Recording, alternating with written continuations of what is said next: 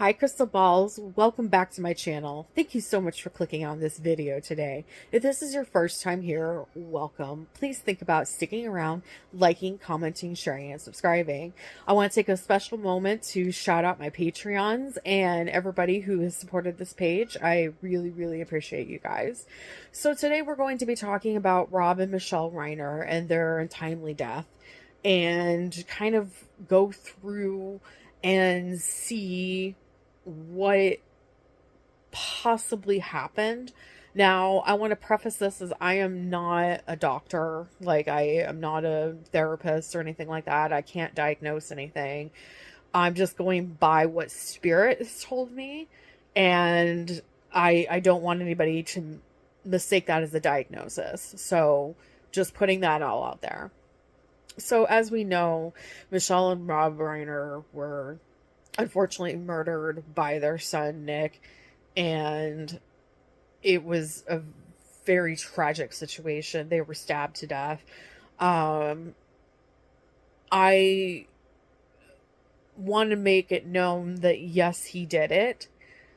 It doesn't mean that he was in his right mind, but criminals should be punished. So I feel like Nick was under the influence of somebody else. And that could be the voices in his head. And I heard that his medication got changed 3 weeks prior to this whole situation happening. And he had been going down a path of destruction and violence. And he was actually in a rehab facility for mental health. And 3 weeks prior to his death or his murdering spree. I don't know if that's true, but it tells me, why would his medication be changed 3 weeks prior? Because that could really mess a person up. Like, it takes about 3 weeks to a month before things hit your system and make you react a certain way, and it could be for the good, it could be for the worst.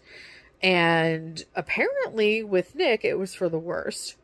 And I just keep seeing that these voices in his head were real. Like, real people talking to him. Like, you know, he believed that they were real, but he also manifested them, so they were real. I almost wonder if he actually has dissociative identity disorder. Again, I'm not a doctor. I can't diagnose. But the fact is, I see these people as so real that it's part of his personality, that I wonder if that was more of an accurate diagnosis than schizophrenia. I think there are cases of schizophrenia that get misdiagnosed and they actually are DID. But that's another topic completely.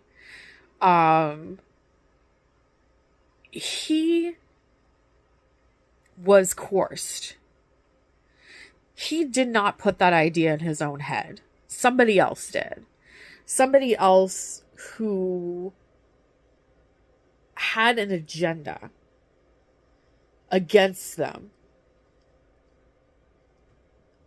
really decided to mess with Nick and put the idea in his head that he could not get out. It was a little tiny seed in his head, and it was just festering and festering and growing and growing. And looking through some tarot cards before I did this, because I'm going to talk to Rob and Michelle,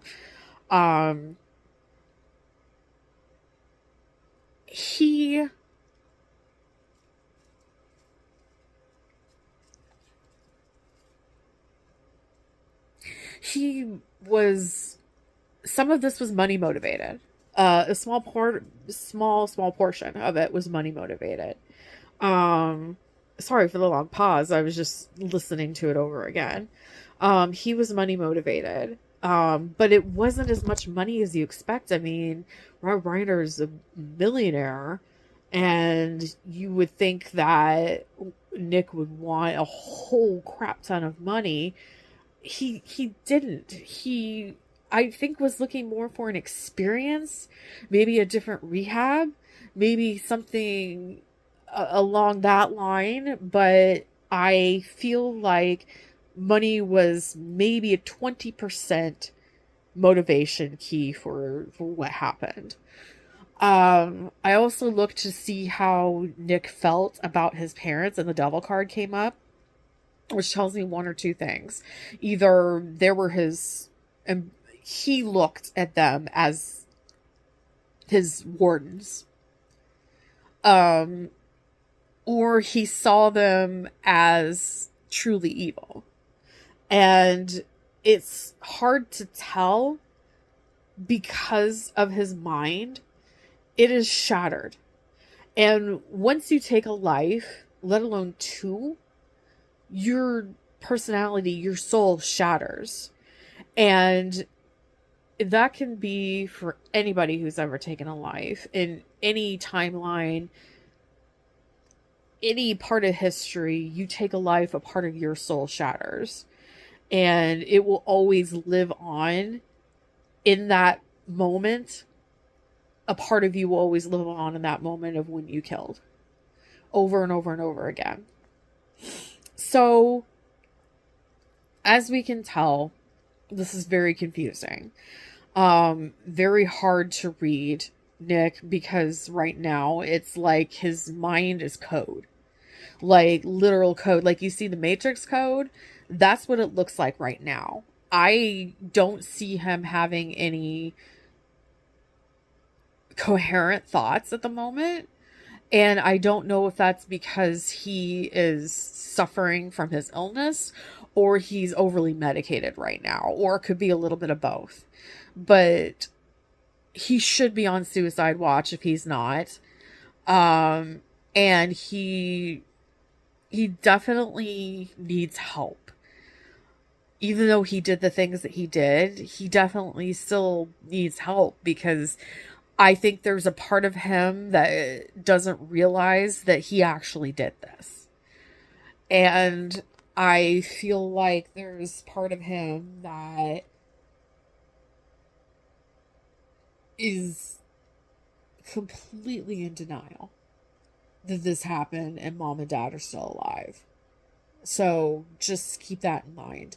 So we talked to Rob Reiner. He actually is not upset. He saw it coming in dreams, but he didn't know it was going to be his own son.